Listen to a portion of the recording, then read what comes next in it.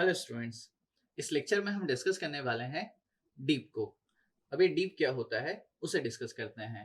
Now as we all know, जो अर्थ होता है, अर्थ की खुद की मैग्नेटिक फील्ड होती है। नाउ सो यहाँ पर मैंने आपको एक अर्थ बनाकर दिखाया है और ये अर्थ की मैग्नेटिक फील्ड है। नाउ हम कंपास सर्वे डिस्कस कर रहे हैं। कंपास सर्वे में हम मैग्नेटिक कंपास को यूज करते हैं। मैग्नेटिक कंपास मैग्नेटिक नीडल पर वर्क करता है। ये जो मैग्नेटिक नीडल होती है, मैग्नेटिक नीडल टूवर्ड्स होती है लाइन ऑफ मैग्नेटिक फील्ड की। नाउ ये जो मैग्नेटिक फील्ड है, ये मैग्नेटिक फील्ड कुछ फोर्सेस जनरेट करती है और उन फोर्सेस ऑफ लाइन को हम लाइन ऑफ मैग्नेटिक फील्ड कह रहे हैं। नाउ सो जो कंपास है, इस कंपास की मैग्नेटिक नीडल हमेशा किसी पॉइंट पर टूवर्ड हो जाएगी in line of magnetic field की। नाउ सो डीप क्या हो जाएगा? डीप बेसिकली वो एंगल हो जाएगा जो किसी पॉइंट पर, किसी प्लेस पर मैग्नेटिक नीडल फॉर्म करेगी अर्थ सरफेस के साथ। या फिर हम ऐसे कह सकते हैं कि ये मैग्नेटिक फील्ड है ना, ये लाइन ऑफ मैग्नेटिक फील्ड किसी प्लेस पर अर्थ के साथ जो एंगल फॉर्म करेगी, उसी एंगल को या उसी इंक्लिनेशन को हम डीप कहते हैं। सो डीप एक एंगल है, एंगल ऑफ इंक्लिनेशन।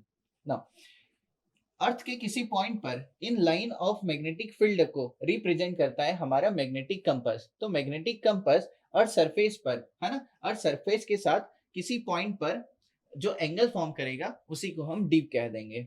नाउ अगर मैं बात करूं कि ये जो डीप है, यानी कि ये जो एंगल है, ये इक्वेटर पर और पोल्स पर क्या निकल के आता है? जो डीप है, डीप ऑन इक्वेटर, अगर मैं बात करूं डीप की इक्वेटर पर, इक्वेटर्स पर है ना, सो डीप की वैल्यू जो है ये निकल के आ जाएगा, यहाँ पर ये वैल्यू निकल के आ जाता है 0 डिग्री। सो देखिए, अगर मैं यहाँ पर है ना, अगर मैं यहाँ पर क्या करता हूँ, कंपास को प्लेस करता हूँ। सो ये कब का कंपास का मैग्नेटिक नॉर्थ हो गया ना। ये जो कंपास है ना, ये जो कंपास है, ये in line of magnetic field है ना, in line of magnetic field को रिप्रेजेंट कर रहा है इस पॉइंट पर ना। सो ये अर्थ सरफेस के साथ जो एंगल फॉर्म करेगा उसी को हम डीप कहेंगे। सो इक्वेटर पर ये एंगल 0 निकल के आता है। वहीं अगर बात करें हम पोल्स की, नाउ सो मैंने यहाँ पर नॉर्थ और साउथ पोल दोनों फॉर्म करके बना के दिखाए हैं।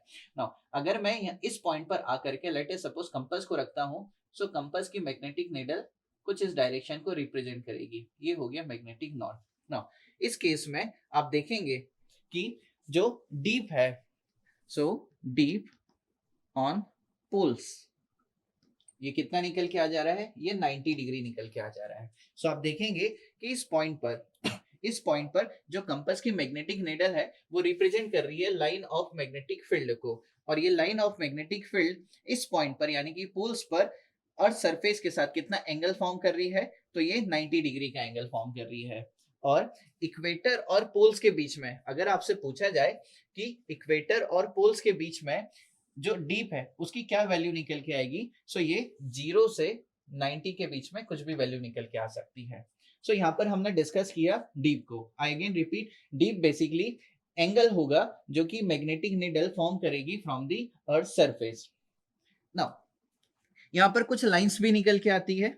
इन लाइन को आइसोक्लिनिक लाइन कहा जाता है। Isoclinic line, isoclinic line.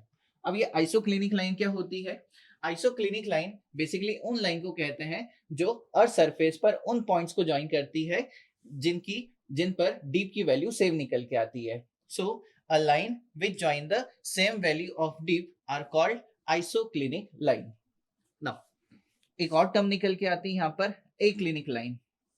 Aclinic line, aclinic line क्या हो जाएगा? Aclinic line basically define किया जाता है उन लाइंस को जो कि ज्वाइन करती है अर्थ सरफेस पर उन पॉइंट्स पर जहां पर डीप की वैल्यू 0 निकल के आती है। ऐसी लाइंस को हम ए क्लिनिक लाइन कहते हैं। सो यहाँ पर हम लोगों ने डिस्कस कर लिया डीप क्या होता है, डीप की वैल्यू इक्वेटर पर और पोल्स पर क्या निकल के आती है, देन आइसोक्लिनिक लाइन और ए क्लिनिक लाइन को हमने यहाँ पर डिस्कस किया। Thank you.